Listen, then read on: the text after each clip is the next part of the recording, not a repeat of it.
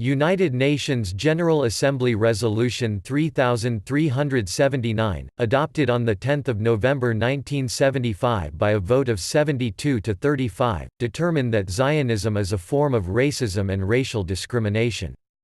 The vote took place approximately 1 year after UNGA 3237 granted the PLO observer status, following PLO President Yasser Arafat's Olive Branch speech to the General Assembly in November 1974. The resolution was passed with the support of the Soviet bloc and other than Soviet-aligned nations, in addition to the Arab and Muslim-majority countries. The determination that Zionism is a form of racism and racial discrimination, contained in the resolution, was revoked in 1991 with UN General Assembly Resolution 4686.